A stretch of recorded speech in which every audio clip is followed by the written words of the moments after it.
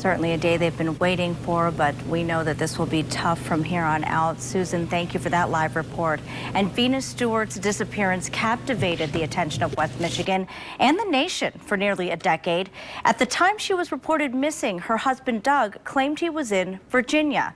His alibi, though, fell apart when another man, Ricky Spencer, came forward and told investigators he had actually posed as Doug and stayed in Virginia in April 2010 while Doug carried out the crime in Michigan. Now, there have been a lot of twists and turns in this case in the last 8 years. Our former reporter, WOOD TV8, Dani Carlson, covered the case almost from day one. She's joining us on the phone right now. Dani, thank you for taking some time out of your day. Of course. Hi, Marley. Hi, and I saw you posted on social media that this was a case that stuck with you so much. You still have your notes, even your scripts from back then. What stayed with you all these years with this case? Yeah, that's true. I was cleaning out some story notes and things like that recently and came across Venus Stewart, and it was just one of those that you can't throw away, because when you cover a story like this one for years and years and you get to know Venus Stewart's family, and I was out on some of the searches that some of her family members and her family friends went on for years after she disappeared, just looking for her remains, looking for anything. And you sort of, you get taken by the emotion and just by the dedication of these people and how they can remain so strong as they're looking for someone that they've lost. And it's just one of those stories that always really stuck with me. And Venus herself was only just a couple of years older than me when I first started doing the story. And, you know, I was reading about her, and I read court documents when she was trying to file for a restraining order, and reading about the things that she wrote in her own hand. And it was just one of those stories, you cover it for a long time, you get to know Venus's family, you are hoping as well that Venus's remains will be found. And, you know, it's just one of those stories you get really invested in.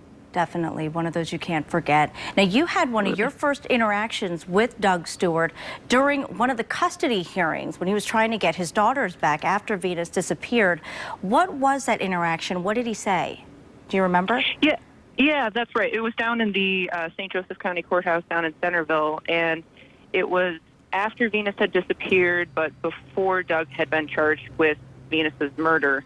And I walked up to him just to introduce myself.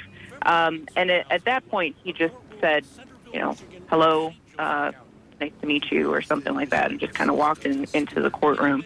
And any conversations that I had with him were very brief, and were just in the courtroom, sort of in breaks during those custody hearings.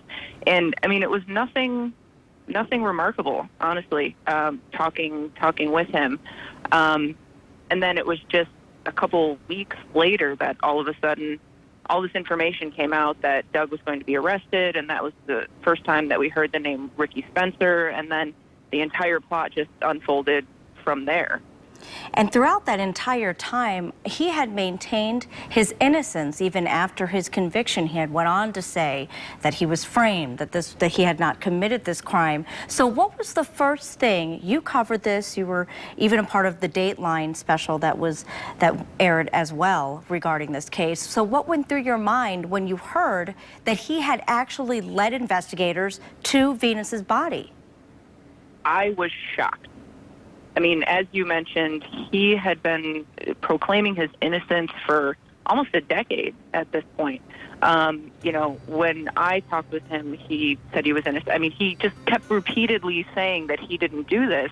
And even as far as after he went to prison, he had sent letters to members of the local media saying, Ricky Spencer did this, I didn't do this, now my daughters are without a mom. So he went to great lengths to say that he didn't do this. And so, honestly, I didn't believe it at first, was my initial reaction, that, you know, not only Venus's remains were found, but that Doug allegedly led police to them. I mean, it's just, it seems out of character for the person that I covered all those years ago.